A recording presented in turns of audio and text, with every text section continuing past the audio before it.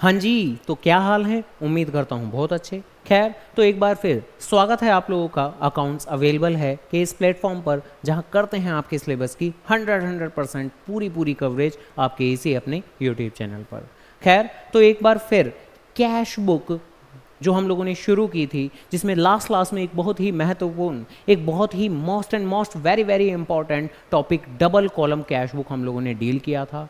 आज उसी ही तर्ज पे बेसिकली उसके अंदर जो थोड़ी सी और कॉम्प्लेक्सिटीज़ आती हैं रिगार्डिंग बैंकिंग ट्रांजेक्शन्स, कि कई बार बैंक में जब हम चेक जमा कराते हैं तो उससे रिलेटेड कुछ एक कॉम्प्लेक्सिटीज़ हमारी इन्वॉल्व हो जाती हैं। चेक किसी और दिन हमें मिलता है सामने वाली पार्टी से और हम उसे जमा किसी दूसरी डेट पर कराते हैं, और या कई बार जमा कराने के बाद जो वो चेक है वो क्लियर नहीं हो पाता, हमारे अकाउंट में पैसा नहीं हो पाता, वो चेक बाउंस हो जाता है, वो चेक डिसऑनर हो जाता है। उस तरह की परिस्थितियों में क्या करते हैं, या चेक को जब कहीं भी हम एंडोर्स करते हैं, यानी चेक इन हैंड, ये चेक के डिसऑनर हो जाने पर हमारी क्या क्या एंट्री होंगी, तो ये सब कुछ आज की क्लास में बातें करने वाले हैं हम। थोड़ी सी टेक्निकल बातें होने वाली हैं, यानी आपसे पहले वाली क्लासेस में तो मान के चलिए हम लोगों ने बस इतनी बातें की थी कि पैसा आता है तो क्या होता है, डेबिट साइड में एंट्री जाती है, और पैसा अगर जाएगा, आउटफ्लो होगा, तो क्रेडिट साइड में एंट्री होगी। लेकिन आज की क्लास में थोड़ा सा और एक कदम आगे बढ़कर थोड़ी सी और टेक्निकल बातें करने वाले हैं।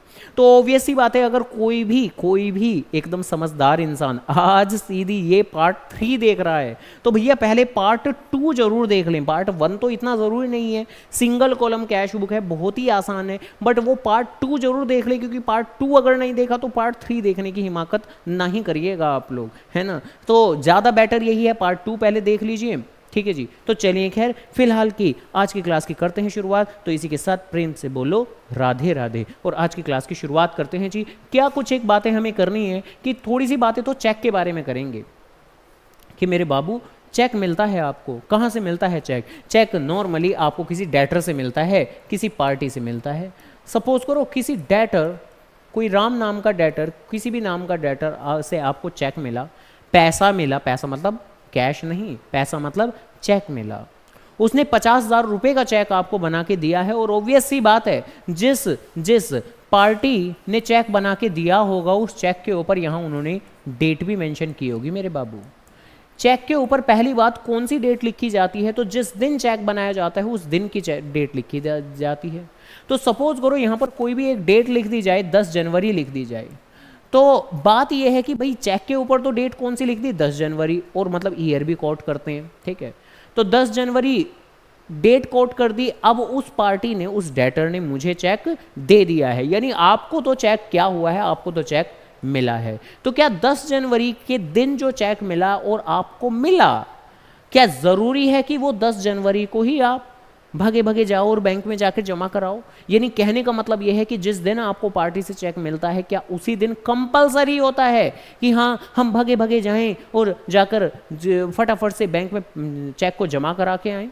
तो ऑब्वियसली नहीं। हमारे पास एक थोड़ी सी समय अवधि होती है, थोड़ा सा एक टाइम पीरियड होता है कि हाँ भाई इतने दिन तक हम जा सकते हैं, हम 2 दिन तक जा सकते हैं, हम 10 दिन के अंदर अंदर दिन जा सकते हैं, हम 1 महीने के अंदर अंदर जा सकते हैं, हम 3 महीने के अंदर जा सकते हैं, हम 6 महीने के अंदर जा सकते हैं, 1 साल, ये इतना लंबा खैर तो चलो ये बात आप ही लोग कमेंट करके बता देना कि हाँ भाई कितने वक्त एक गवर्नमेंट के द्वारा तय की गई वो मैक्सिमम लिमिट क्या है, कितने दिन के अंदर हम चेक को जमा करा सकते हैं बैंक में। बट मुद्दे की बात यह है कि जरूरी तो नहीं है कि 10 जनवरी को ही हम चेक को जमा कराएं, हम किसी और डेट को भी चेक को जमा निश्चित तौर पर करा सकते हैं, ऑब्वियस सी बात है। तो कई बार तो क्या होता है कि आपको चेक मिला, किसी भी पार्टी से चेक मिला, और वो डिपॉजिट कब हो रहा है उस बारे में कोई जानकारी नहीं है, नो इन्फॉर्मेशन, कोई जानकारी नहीं दी गई है फर्दर कि वो किस दिन डिपॉजिट हो रहा है। तो ऐसे सिचुएशन में देखो आप क्या करते हो, ऐसी सिचुएशन में मेरे बाबू आप मान लेते हो कि अगर 10 जनवरी को आपको कोई चेक मिला है, 10 जनवरी को आपको कोई चेक मिला है, तो आपने 10 जनवरी को ही उसे बैंक में जमा करा दिया होगा मेरे बच्चा। तो उस सिचुएशन के अंदर जो मेरी कैश बुक होती है, जिसके अंदर mainly double column cash book में 2 कॉलम होते हैं, एक कैश का कॉलम, एक बैंक का कॉलम, एक कैश का कॉलम और एक बैंक का कॉलम। तो उस सिचुएशन में 10 जनवरी को तभी के तभी मैं क्या करता हूं, सपोज करो मुझे राम नाम का कोई डेटर मिला होगा, राम नाम के डेटर से 10 जनवरी को मुझे कोई चेक मिला होगा, तो डन, ठीक है, मैं बैंक के कॉलम में टू राम नाम से एंट्री दिखाता हूँ और बात मेरी समाप्त हो जाती है। तो 10 जनवरी को ही मेरी जो एंट्री होती है वो तुरंत तभी के तभी मेरी कैश बुक के अंदर रिकॉर्ड कर दी जाती है। तो ऐसी करके बातें हैं मेरे बाबू। तो जब कहीं भी अगर चेक मिले और उसके बारे में कुछ बताया ना हो कि डिपॉजिट कब हुआ है, उसी डेट पर हुआ है, कब हुआ है, तो ऐसे सिचुएशन में हम मान लेते हैं कि डिपॉजिट उसी ही डेट पे हुआ है। 10 जनवरी को चेक मिला, 10 जनवरी को जमा कराया, तो ऑन द स्पॉट तभी के तभी जो रिकॉर्डिंग होती है वो सीधा सीधा आपकी कैश बुक में हो जाती है। ठीक है जी सर जी, समझ गए हम।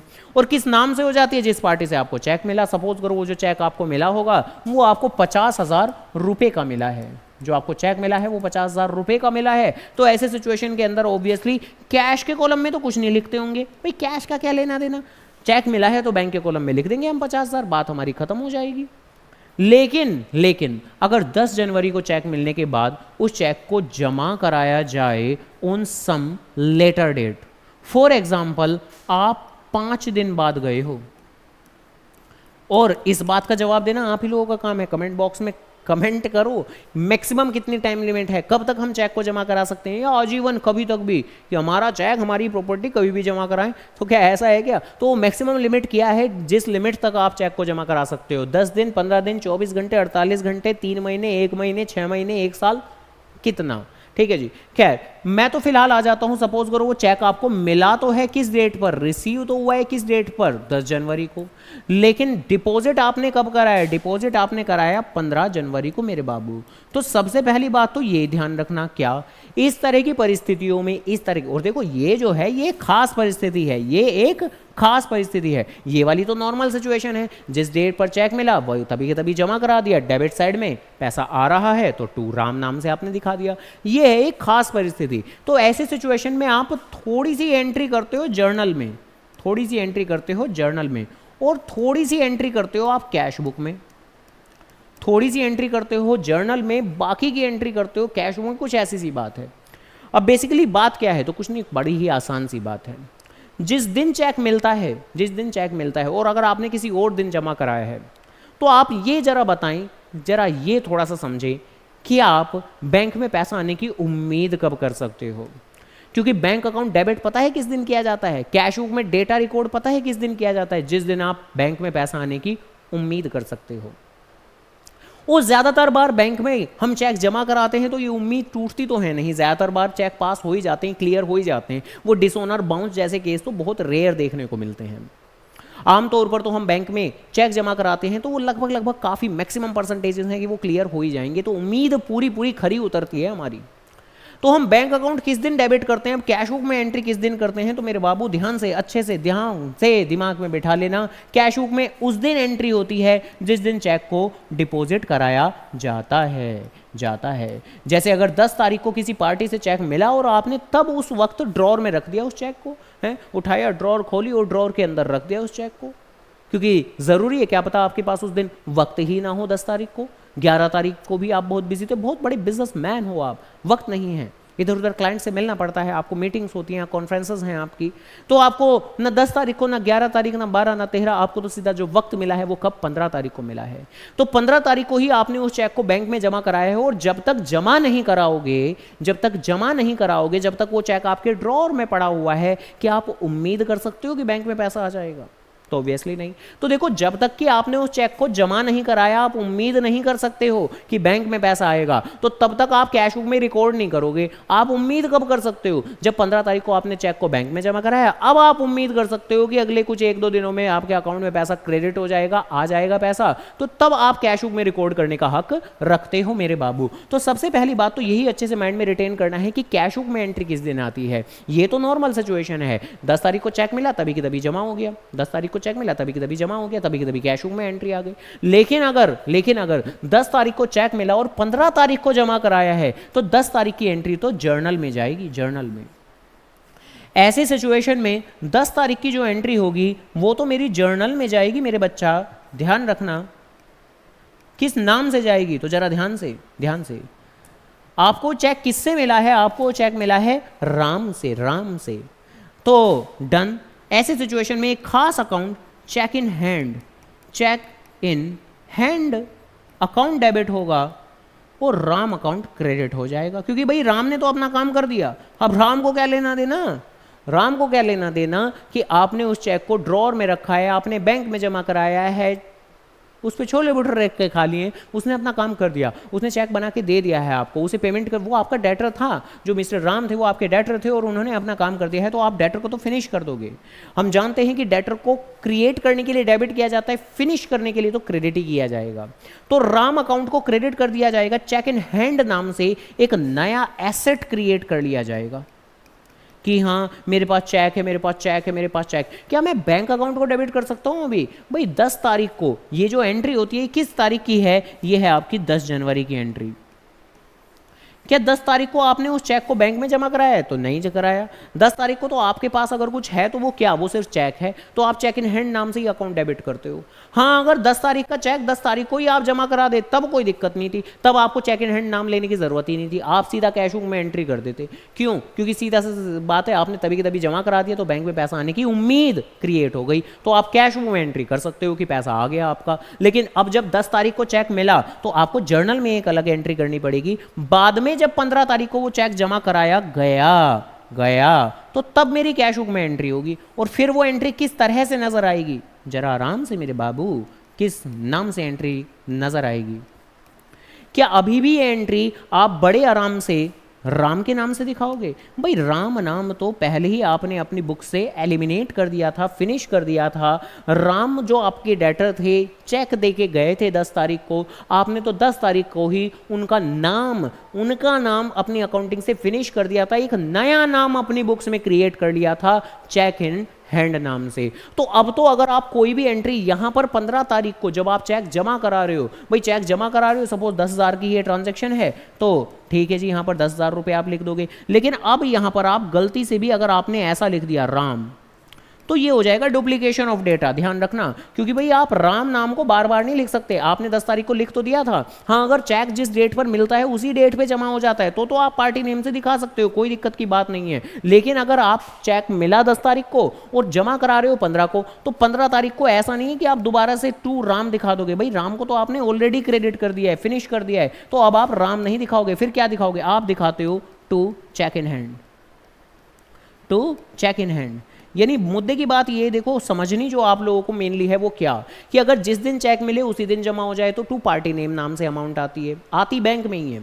लेकिन अगर 10 तारीख को चेक मिले और वो जमा किसी और डेट पे हो, 15 तारीख को हो, तो उस डेट में बेसिकली 10 तारीख को तो बेसिकली जर्नल में एंट्री आती है चेक इन हैंड नाम से, और फिर 15 तारीख को भी कैश बुक में एंट्री आती है, लेकिन वो भी चेक इन हैंड नाम से। उस एंट्री को आप पार्टी नेम से नहीं कर सकते। तो ऐसे करके कुछ बातें हैं मेरे बाबू। तो ये इस तरह की बातें हो गई। अब जरा इसे थोड़ा सा क्वेश्चन की मदद से देखते हैं तो थोड़ा और बेहतर तरीके से बातें समझ में आएंगी। तो एक ये क्वेश्चन है, इसको डील करते हैं हम, ठीक है जी। अब कैश बुक का उम्मीद करूंगा कि फॉर्मेट तो ज्यादातर सभी को क्लियर ही है कि हाँ भाई यहां पर, और जिसको नहीं है तो पहले से ही मैं कह रहा हूं, क्या कह रहा हूं कि भैया पार्ट 2 देख लो, कि यहाँ पर ये जो मेरी लेफ्ट हैंड साइड है, मेरे डेबिट साइड के कॉलम को, डेबिट साइड को रिफ्लेक्ट करती है। जहाँ पर ये डबल कॉलम कैश बुक है तो यहाँ कैश का कॉलम भी बनाते हैं हम, बैंक का कॉलम भी बनाते हैं। यहाँ पर LF रिप्रेजेंट करते हैं, JF नहीं करते, ध्यान रखिएगा, ठीक है जी। तो क्या बना रहे हैं हम बना रहे हैं double column cash book, double column cash book, जिसके डेबिट साइड में भी कैश और बैंक के डबल कॉलम है, 2 कॉलम है, और क्रेडिट साइड में भी कैश और बैंक के डबल कॉलम है, 2 कॉलम है। यहाँ पर भी डेट पर्टिकुलर अमाउंट, यहाँ पर भी डेट पर्टिकुलर अमाउंट के नाम पर एक नहीं बल्कि 2 कॉलम है। इसी ही कारण से इसे डबल कॉलम कैश बुक कह दिया करते हैं मेरे बच्चा। खैर, तो आओ जरा इसी के साथ में अब ट्रांजैक्शन शुरू करते हैं। भाई यहाँ पर जो सबसे पहली ट्रांजैक्शन है ये तो कैश इन हैंड और कैश एट बैंक की है, जहाँ 12,750 और 72,400 है। हमने लास्ट क्लास में भी सीखा था कि जब कभी भी आपको शुरुआत में इस तरीके से बैलेंस दिए हुए हों तो हमेशा इनको रिप्रेजेंट हम डेबिट साइड में ही करेंगे, और किस नाम से करेंगे? To balance BD, brought forward, basically balance BD नाम से रिप्रेजेंट किया करेंगे हम लोग जितने भी मेरे शुरुआती बैलेंसेस हैं हमेशा, ठीक है जी। कैश इन हैंड का बैलेंस 12,750 और ये है 72,400, तो 12,750 कैश का बैलेंस है और 72,400 बैंक का बैलेंस है। चलिए जी, हो गई हमारी शुरुआती बात। इसके अलावा बाद में तो हमें क्या क्या देखना है, जरा आराम से। अब जैसे ये चेक मिला हमें, चेक रिसीव्ड फ्रॉम राम। देखो जैसे ही चेक रिसीव की ट्रांजैक्शन आएगी तो आपको चेक करना है कि ये चेक मिला कब है। ये चेक 4 जून को मिला है, और ये चेक क्या किसी और डेट पे जमा हुआ है? तो नीचे नीचे आप थोड़ा सा चेक करोगे तो जरा देखो कि check received from Ram deposited in a bank, यानी ये चेक मिला मुझे 4 तारीख को है, जमा हुआ है 9 तारीख को। तो जो हमने बात की थी ये वाली कि हाँ भाई सेम डेट पर जमा हो जाए तो सीधा कैश बुक में रिकॉर्डिंग करोगे, लेकिन अगर किसी और डेट पे जमा हो तो उस सिचुएशन में तो थोड़ी सी एंट्री जर्नल में होती है, बाकी की एंट्री कैश बुक में होती है। पहले जिस डेट पर चेक मिलता है, 10 तारीख को चेक मिला था यहाँ पर, तो हमने 10 तारीख को जर्नल में एंट्री की थी। बाद में 15 तारीख को जमा हुआ था तो 15 तारीख को हमने कैश बुक में एंट्री की थी, और दोनों ही जगह कुछ चेक इन हैंड की बातें की थी हम लोगों ने। तो जब कहीं भी, अब जैसे ये वाला केस हमारा आ गया कि भाई 4 तारीख को मुझे चेक मिला है, रिसीव हुआ है, मिला है, और फिर बाद में 9 तारीख को हमने उस चेक को जमा कराया है, तो सबसे पहले तो यही आपको क्लियर होना चाहिए कि भाई 4 तारीख की जो एंट्री होगी वो तो हम अपने जर्नल में करेंगे, कैश बुक में नहीं, जर्नल में करेंगे। हाँ, जो 9 जून की एंट्री होगी वो मेरी कैश बुक में हुआ करेगी मेरे बाबू, ठीक है जी। हाँ, अगर ऐसा होता, कैसा होता कि हाँ भाई 4 जून को आपको चेक मिला है और नीचे थोड़ा बहुत ट्रांजैक्शन रीड जब हम कर रहे थे तो नीचे आपको इस तरह की कोई ट्रांजैक्शन ना मिलती, तो हम क्या मान लेते? हम मान लेते कि वो सेम डेट पे ही जमा हो गया होगा। तो हम मान लेते कि 4 जून का चेक था, 4 जून को ही जमा हो गया होगा, तो आप सीधा सीधा उसे कैश बुक में रिकॉर्ड कर सकते थे। बट फिलहाल तो आप ऐसा नहीं करोगे, फिलहाल तो आप 4 जून की एंट्री जर्नल में करोगे, क्योंकि उस दिन सिर्फ चेक मिला है, हमें राम से चेक मिला है, हमने ड्रॉर में डाल दिया होगा, और बाद में ये कुछ 3-4 दिन बाद 9 तारीख को हम बाद में जाके गए हैं, बैंक में जाके जमा करा के आ गए हैं, तो कैश बुक में एंट्री उसी दिन होगी जिस दिन हम जमा करा के आए हैं। तो ऐसे करके कुछ बातें हैं। तो ठीक है जी, ओके। जर्नल का फॉर्मेट नहीं बना हुआ इस बार, बट ठीक है, कोई दिक्कत की बात नहीं है, वो तो बना लेंगे हम, कितना ही मतलब कि क्या ही टाइम लगता है। चलो ऐसे ही बना देते हैं फटाफट से रफ फॉर्मेट में। तो जर्नल का छोटा सा ही एक फॉर्मेट बना लेते हैं हम, क्योंकि कुछ एक ही एंट्रीज आनी है जर्नल के अंदर, ज़्यादा तो आएंगी नहीं, ठीक है जी। तो बाकी ज़्यादातर बातें हम लोग जानते ही हैं जर्नल के फॉर्मेट के अंदर कि हाँ भाई यहाँ पे डेट नाम का कॉलम आता है, यहाँ पर पर्टिकुलर्स आते हैं, और बाकी जर्नल के फॉर्मेट में भी LFE आता है। बेसिकली जर्नल का काम भी डेटा रिकॉर्डिंग है और कैश बुक का काम भी डेटा रिकॉर्डिंग ही है। यही कारण है कि दोनों के अंदर LFE आता है, ठीक है जी, दोनों का काम डेटा रिकॉर्डिंग ही होता है। खैर, तो 4 जून को बेसिकली 4 जून को चेक मिला है, और हमने कहा था जिस डेट पर आपको चेक मिलता है तो check in hand to party name हम एंट्री करते हैं। तो 4 जून को चेक मिला है 5,000 रुपये का, तो ठीक है जी, ओके। 2022 जून 4 क्या मिला है? चेक मिला है। तो चेक इन हैंड नाम से एक नया एसेट आप क्रिएट कर दोगे, और राम जो आपके डेटर थे, आप उन डेटर को फिलहाल के लिए फिनिश कर दोगे। 5,000 का ये चेक था, तो 5,000 रुपये के साथ ऐसे करके एंट्री आपकी हो गई। और ये जो चेक मिलने वाली ट्रांजैक्शन थी ये सिर्फ जर्नल में होगी, हमने कर दी है, और यही सेम ट्रांजैक्शन 9 तारीख को मेरी कैश बुक में होगी। और जब कैश बुक में होगी तो अब टू राम नाम से नहीं दिखाएंगे हम लोग, हम दिखाएंगे टू चेक इन हैंड नाम से। तो ऐसे करके बातें हैं, ठीक है जी। अब फिलहाल के लिए जून 7 की तो ट्रांजैक्शन आसान सी ही है कि 2,000 की सैलरी पे कर रहे हैं, तो ये तो जून 7 की तो आसान सी ही है, बाय सैलरी हम पे कर रहे हैं 2,000 की, और कुछ लिखा तो हुआ नहीं है कि कैसे पे कर रहे हैं भाई। कहाँ है पेड सैलरी टू स्टाफ, तो कैश में ही पे कर रहे होंगे, तो 2,000 तो हम नॉर्मली कैश से ही पे कर देंगे, ठीक है जी। तो ऐसे करके बातें हैं। तो और बाद में अब आ गई है जून 9 की ट्रांजैक्शन, जहां बेसिकली जो चेक मिला था वो बैंक में जमा करा रहे हैं। जैसे ही चेक को बैंक में जमा कराएं तो डेबिट साइड में बैंक के कॉलम में टू पार्टी नेम नहीं, टू चेक इन हैंड नाम से एंट्री आएगी। तो ठीक है जी, तो 9 जून को कर देते हैं। जून 9 को कितने का चेक था? वही 5,000 का चेक होगा, बैंक के कॉलम में आप लोग दिखाओगे, लेकिन टू राम नहीं बल्कि टू चेक इन हैंड नाम से, ठीक है जी। आप पार्टी नाम से तब दिखाते हो जब चेक सेम डे पर जमा हो जाए, अगर किसी और डेट पे जमा हो तो उसे हिस्सों में करना पड़ता है हम लोगों को। चलिए जी, हो गई हमारी बात, आगे बढ़ जाते हैं। फिर से चेक मिल गया, बताओ जी बताओ, फिर से चेक मिल गया। देखो हमेशा कान खड़े हो जाने चाहिए, कान खड़े किए कभी? हाँ, यानी अलर्टलेस आ जानी चाहिए कैश बुक के क्वेश्चन में जैसी चेक मिले, क्योंकि जैसे ही चेक मिले आपको चेक करना पड़ता है। क्या? जैसे अब जून 12 को चेक मिला है, कितने का? किससे मिला है? हरी से मिला है। तो जरा देखो नीचे, क्या हरी के चेक के बारे में कोई डेटा दिया हुआ है? नीचे नीचे नीचे तो नहीं, ऐसा कुछ नहीं दिया हुआ इन्होंने, ठीक है, तो नीचे नहीं दिया हुआ, यानी यहाँ nothing is a mention.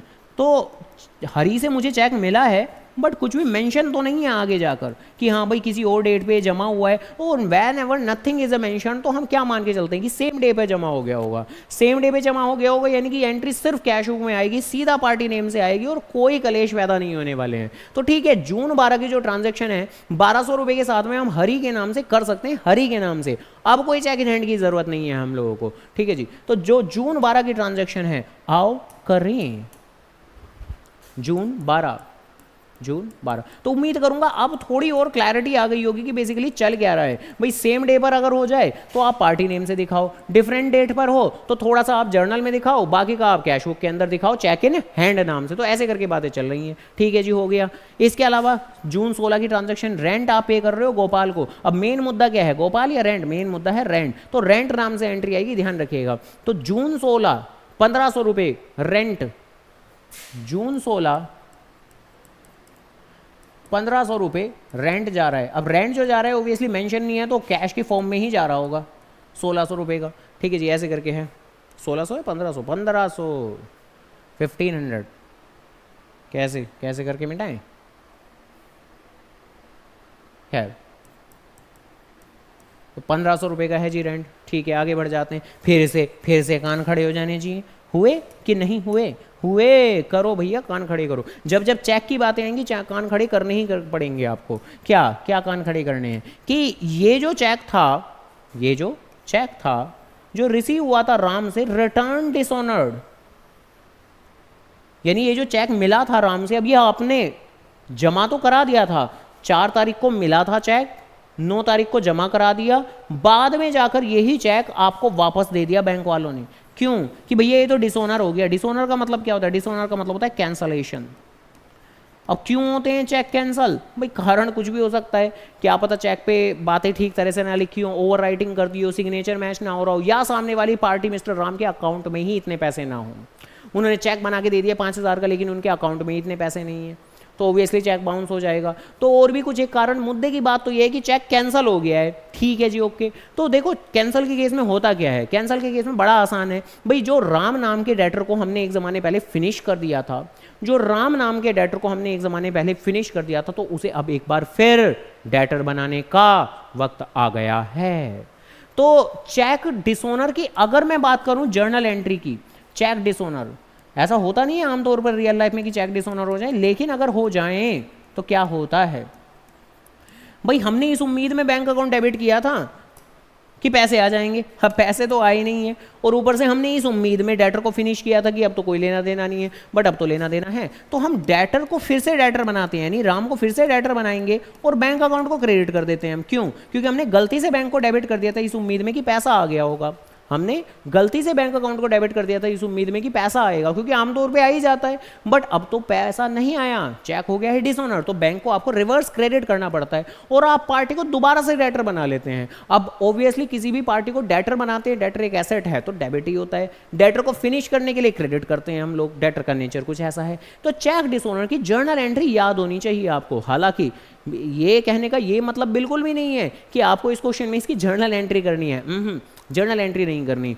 Basically मुद्दे की बात तो ये है कि बैंक क्रेडिट हो रहा है या डेबिट हो रहा है, तो ऑब्वियसली क्रेडिट हो रहा है, तो कैश बुक की कौन सी साइड आएगी एंट्री? क्रेडिट साइड आएगी, ऑब्वियस सी बात है, क्रेडिट साइड आएगी। तो चेक डिसऑनर की एंट्री किस साइड आती है? तो देखो ये राम के चेक की आपने डेबिट में एंट्री की थी, अब अगर यही चेक आगे चलकर जून 21 को रिटर्न डिसऑनर्ड, तो ठीक है जी, जून 21 को बाय राम नाम से एंट्री कर दोगे आप क्रेडिट साइड में, बैंक के कॉलम में 5000 रुपये, बस इतनी सी बातें हैं। और क्या है कि जैसे ही चेक डिसऑनर हो तो डेटर अकाउंट डेबिट होता है, बैंक अकाउंट क्रेडिट होता है, बैंक अकाउंट क्रेडिट होता है तो कैश की क्रेडिट साइड में आएगा, किस नाम से? By party name. तो चेक डिसऑनर की तो कहानी छोटी सी है, ज़्यादा लंबी चौड़ी कहानी नहीं है कि चेक कैंसिल हो गया तो क्रेडिट साइड में एंट्री कर दो आप मान लो कि पैसा आया ही नहीं है, क्रेडिट साइड में एंट्री कर दो बाय पार्टी नेम से, बस बात खत्म, ठीक है जी। तो इतनी सी बात है। आगे, फिर से मैं आया हूं, मैं बार बार आऊंगा चेक मिल गया फिर से जी। इस बार किससे मिला है? इस बार मिला है राकेश से, राकेश से। और क्या ये चेक किसी और डेट पे जमा कराया है? तो देखो 24 तारीख को चेक मिला है और हमने तो इस चेक को जमा नहीं कराया। Check received from Rakesh endorsed. अब ये एंडोर्समेंट का क्या मतलब होता है तो जरा समझ लेते हैं। कई बार ऐसा होता है सामने वाली पार्टी से हम चेक तो ले लेते हैं, लेकिन हम उस चेक के ऊपर जो कि है पार्टी का नाम नहीं लिखवाते, अपना नाम नहीं लिखवाते। क्यों? ऐसा हम इसलिए करते हैं जिससे कि अगर इस चेक का इस्तेमाल, भाई आमतौर पे तो चेक का क्या करते हैं, पार्टी से लेते हैं, अपने बैंक में जमा कराते हैं। आमतौर पे चेक लेते हैं और अपने नाम पर लेते हैं और अपने ही बैंक अकाउंट में जमा कराते हैं। यानी आमतौर पे चेक का आप कुछ और तो इस्तेमाल नहीं कर सकते। बट कई बार आप क्या करते हो, चेक ले तो लेते हो बट इस पर पार्टी का नाम नहीं लिखवाते। क्यों? क्योंकि सो दैट आप क्या करो, भाई आपका अगर डेटर है जिससे चेक मिल रहा है तो आपका कोई क्रेडिटर भी तो हो सकता है जिसको आपको पेमेंट करनी होगी। तो आप उस चेक के ऊपर क्या करते हो, उस क्रेडिटर का नाम लिख देते हो आगे चलकर। यानी ये प्रोसेस कुछ इस तरीके से काम करता है। किस तरीके से कि अगर सपोज करो आप एक बिजनेस मैन हो, आपको किसी इंसान से पैसे लेने हैं जो कि एक डेटर है, ठीक है जी, और उस डेटर का नाम कौन, या चलो करंट सिनेरियो में ही बात कर लेते हैं, ठीक है जी, राकेश से चेक मिला है, राकेश से, ठीक है जी। तो आपने क्या किया, राकेश से एक चेक ले लिया है, ठीक है जी, और कैसा चेक लिया है आपने, राकेश से। तो राकेश से आपने चेक ले लिया किसी भी एक पर्टिकुलर अमाउंट का, ठीक है जी, सिग्नेचर वगैरह, लेकिन पार्टी नेम की आपने जगह छोड़ दी। भाई अगर आप अपना नाम लिखवाओगे तो वो चेक आपके अकाउंट में जाएगा, लेकिन आपको क्या करना है, आपका कोई अनदर क्रेडिटर भी है। कौन क्रेडिटर है? सपोज करो जैसे इस क्वेश्चन के हिसाब से बात करता हूं तो कमल नाम का क्रेडिटर है। तो आपने फिर जल्दी ही क्या किया, आपने खुद लिख दिया कि कमल। तो फिर ऐसे में क्या होगा, आप इस चेक को पकड़ा दोगे कमल को और कमल अपनी पेमेंट ले जाएगा, बस बात खत्म। यानी कि भाई पहले आप अपना चेक बैंक में जमा कराओगे, पैसा आएगा, फिर आप अपने क्रेडिटर को रीपे करोगे। तो इससे बेटर है ना, टाइम बचाने के लिए आप डेटर से जब चेक ले रहे हो तो क्रेडिटर के फेवर में एंडोर्स कर दो, ट्रांसफर कर दो। तो ये चीज़ें होती हैं। और इस केस में क्या आपके पास पैसा आता है? तो ऑब्वियसली नहीं। इस केस में तो होता क्या है, इस केस में तो होता ये है कि भाई इसके तो खाते से पैसा जाएगा, इसके खाते में पैसा आएगा। आप तो कौन हो, एक एक्सटर्नल पार्टी की तरह बैठे हुए हो और आप तो एक लिंक की तरह हो कि डेटर आपका और क्रेडिटर भी आपका। तो आपके अकाउंट में पैसे नहीं आते। अकाउंट में पैसे ना आने का मतलब ना तो बैंक अकाउंट डेबिट होता और ना ही बैंक अकाउंट क्रेडिट होता। ये वाली बातें हैं। तो ध्यान रखिएगा, अच्छे से ध्यान रखिएगा कि जब कहीं भी चेक के एंडोर्समेंट की बारी हो कि भाई आपको चेक मिला और बाद में आपने उस चेक को एंडोर्स कर दिया किसी दूसरे के फेवर में। किसके फेवर में एंडोर्स? यानी कि ट्रांसफर कर रहे होगे। एंडोर्स का मतलब क्या होता है, ट्रांसफर करना। तो एंडोर्स कर रहे होगे आप क्रेडिटर के फेवर में। तो चेक मिला तो किससे होगा, डेटर से। और चेक एंडोर्स किसके फेवर में कर रहे होगे, क्रेडिटर के। तो आपको धेला भर कुछ नहीं मिलता। तो यानी इस तरह की जो एंट्री होती है वो याद रखिएगा कि कैश बुक में तो होती ही नहीं है, कैश बुक में नहीं होती इस तरह की एंट्री। इस तरह की जो एंट्रीज हैं वो आपकी कैश बुक में होती ही नहीं है। क्यों? क्योंकि ना पैसा आया है ना पैसा गया है, तो फिर क्यों होगी। तो इस तरह की एंट्री तो सिर्फ और सिर्फ आपको करनी है जर्नल के अंदर, सिर्फ जर्नल में होती है और कहीं नहीं होने वाली। जिस दिन चेक मिला है चेक मिलने की एंट्री करो, कागज का टुकड़ा मिलने की एंट्री करो। जिस दिन चेक एंडोर्स किया उस दिन चेक देने की एंट्री करो। तो बस ऐसे करके करना होता है। अब जैसे 24 तारीख को चेक मिला है तो 11,600 का चेक मिला है और जबकि 12,000 का वो अकाउंट था, यानी कि राकेश से 12,000 लेने थे बट 11,600 ही मिले। तो ठीक है, हम तो जर्नल में एंट्री करेंगे। किस डेट पे मिला है, 24 तारीख को। तो 24 तारीख को पहले तो मिलने की एंट्री करोगे, चेक मिलने की, रिसीव्ड की, चेक मिलने की। चेक मिलने की एंट्री क्या होगी, cheque in hand account debit होगा। Cheque in hand account debit होगा। कितने का चेक मिला है, 11,600 का मिला है। और जबकि वो डेटर कितनी अमाउंट का है, किससे चेक मिला है, राकेश से मिला है। भाई वो डेटर तो 12,000 रुपये का था, ये लिखा हुआ था कि 12,000 का डेटर था, ये लिखा हुआ था ना यहाँ पर कि 12,000 का डेटर था, जबकि 11,600 का ही चेक मिला है। यानी in full settlement of his account of 12,000। तो 12,000 का डेटर था, 11,600 का चेक मिला है। तो डेफिनेटली इस सिचुएशन में जो डिफरेंस अमाउंट है वो आपका डिस्काउंट ट्रीट की जाएगी कि आपने डिस्काउंट दे दिया होगा 400 रुपये का, तभी तो ऐसा मुमकिन हो पाया होगा कि भाई फुल सेटलमेंट हो गई। तो 12,000 के बदले 11,600 में आप चुप बैठ गए तो 400 का डिस्काउंट दिया है। तो यहाँ आपने किया क्या है, यहाँ पर आपने एक एसेट क्रिएट किया है, एक कागज़ का टुकड़ा क्रिएट किया है, एक एसेट क्रिएट किया है। हालांकि क्या अपने लिए, क्रेडिटर की पेमेंट के लिए, क्योंकि आप इस चेक को जल्दी एंडोर्स कर रहे हो। ये आगे चल के लिखा हुआ है कि check received from Rakesh, Rakesh से जो चेक मिला था वो आपने कमल के फेवर में एंडोर्स कर दिया है, कमल के फेवर में एंडोर्स कर दिया है। तो ठीक है, 29 जून को बेसिकली चेक देने की एंट्री आ जाएगी, 29 जून को। तो जब एंडोर्समेंट होगी तब एंट्री कर देते हैं जून 29 की, जून 29। ये क्या एंट्री है, ये होगी आपकी एंडोर्समेंट की एंट्री। तो एक करनी होती है चेक मिलने की एंट्री और फिर एक होती है चेक को एंडोर्स करने की एंट्री। जब चेक मिला था तब check in hand account debit हुआ था, अब जब चेक दे रहे हो तो चेक इन हैंड क्रेडिट हो जाएगा मेरे बच्चा। जब चेक मिला है तो तब डेबिट करिए, जब आप चेक दे रहे हैं तो क्रेडिट करिए। और डेबिट क्या होगा, कमल, कमल को ही तो दे रहे हो, कमल आपका क्रेडिटर है, लाइबिलिटी है, लाइबिलिटी खत्म हो रही है तो क्रेडिट करके खत्म करिए। ऑब्वियसली अभी इसकी कोई अमाउंट तो नहीं दी हुई, तो मस्त जो 11,600 का आपको चेक मिला था, जो 11,600 का आपको चेक मिला था वो चेक ही आप दे रहे होगे और उतने में ही सारी सेटलमेंट वगैरह हो रही होगी। तो यानी इस चीज़ से हम मतलब यही समझते हैं कि भाई हमने इनिशियली एक एसेट क्रिएट किया और बाद में जाकर हमने इसी एसेट को ख़त्म कर दिया है। तो ऐसे करके बातें हैं, ठीक है जी, ओके। और इसके अलावा जो सबसे आखिरी ट्रांजैक्शन है वो भी ऐसी वैसी नहीं है, पूरा क्वेश्चन ही ऐसा वैसा नहीं है, पूरा का पूरा क्वेश्चन खास बनाया हुआ है। तो ये जो सबसे आखिरी ट्रांजैक्शन है भैया ये भी बढ़िया है। ये क्या बेसिकली क्या कह रहे हैं कि cash deposited in a bank, कि आपको बैंक में पैसा जमा कराना है। और ये बात हम अच्छे से जानते हैं कि बैंक में जो पैसा जमा कराने की एंट्री होती है वो एक कॉन्ट्रा एंट्री होती है। लेकिन यहां बेसिकली क्या है कि इस कॉन्ट्रा एंट्री की अमाउंट बेसिकली साफ तौर पे नहीं दी हुई है, लिखा हुआ है कि कैश बैंक में जमा करा दो इन एक्सेस ऑफ 1,000 से जितने भी ज्यादा हों। तो भाई उससे के लिए तो पहले पता करना पड़ेगा ना कि आपके पास में हैं कितने पैसे। तो देखो कॉन्ट्रा एंट्री है तो एक बार फिर मैं यही कहूंगा कि अगर आपको कॉन्ट्रा एंट्री नहीं आती है तो आई बटन पे क्लिक करके भैया कॉन्ट्रा एंट्री पहले जाके देख लें, कॉन्ट्रा एंट्री अच्छे से समझ लें। कॉन्ट्रा एंट्री समझ में आ जाएगी तभी फिर यहाँ इसे करें, क्योंकि यहाँ पर तो बहुत एक लेवल आगे की बातें चल रही हैं। मैंने कॉन्ट्रा एंट्री को काफ़ी डिटेल में अच्छे तरीके से बताया हुआ है। तो देखो कॉन्ट्रा एंट्री की अमाउंट मुझे नहीं पता, बट इतना तो पता है कि बैंक में पैसा जमा होगा और जब बैंक में मैं एंट्री करूँगा तो टू कैश नाम से करूँगा, ठीक है जी। और ऑब्वियसली ये 30 जून को करूँगा मैं, क्योंकि 30 जून ही लिखा हुआ है, नहीं जून 30 डेट गलत लिखी हुई है। खैर तो 30 जून को मैं पैसा जमा कराऊंगा और ऑब्वियसली पैसा जमा कराऊंगा तो कैश कम होगा तो कैश के क्रेडिट में एंट्री आएगी। जब कैश के क्रेडिट में आएगी तो नाम किसका लिखूंगा, बाय बैंक का, जून 30। और यहां पर भी मैं मार्क करूंगा सी और यहां पर भी मार्क करूंगा सी। अब मुद्दा ये है कि अमाउंट कितनी है, तो देखो उन्होंने ये बोला हुआ है कि इन एक्सेस ऑफ 1,000 जितना भी आपके पास 1,000 से ज्यादा कैश है वो सारा जमा करा दो। तो उसके लिए तो पहले आप ये पता करो आज की डेट में आपके पास में कैश है कितना। तो आपके पास में कैश है कितना, 12,750 आपके पास कैश था और टोटल 2 और 1 3 3,500 आपने पैसा पे कर दिया। तो देखो 12,750 आपके पास में पैसा था, उसमें से 2 और 1 3 3,500 आपने पे कर दिया। तो वो जरा माइनस कर देते हैं हम, जिससे कि हमारा जो आंसर आया है वो आया है 9,250। उन्होंने क्या कहा था, उन्होंने कहा था 1,000 छोड़कर बाकी सब जमा करा दो, यानी कि 1,000 तो छोड़ दो अलग, उसको तो छोड़ दो, बाकी सब जमा करा दो। तो कितना जमा करा दो, 8,250 जमा करा दो। तो यानी यहां पर जो अमाउंट आएगी वो कितनी आएगी मेरे बच्चा, बताओ कितनी आएगी, 8,250 आएगी।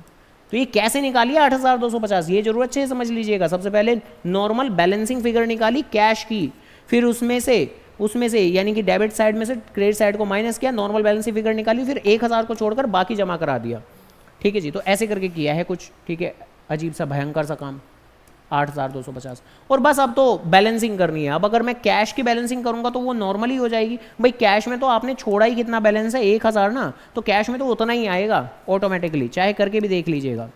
12,750 12,750 और उसमें से 3 फिगर माइनस कर देंगे तो ऑब्वियसली 1,000 ही बचेगा। भाई जब छोड़ा ही था आपने 1,000 तो जितना छोड़ा था, जितना बचाया था उतना ही तो आएगा।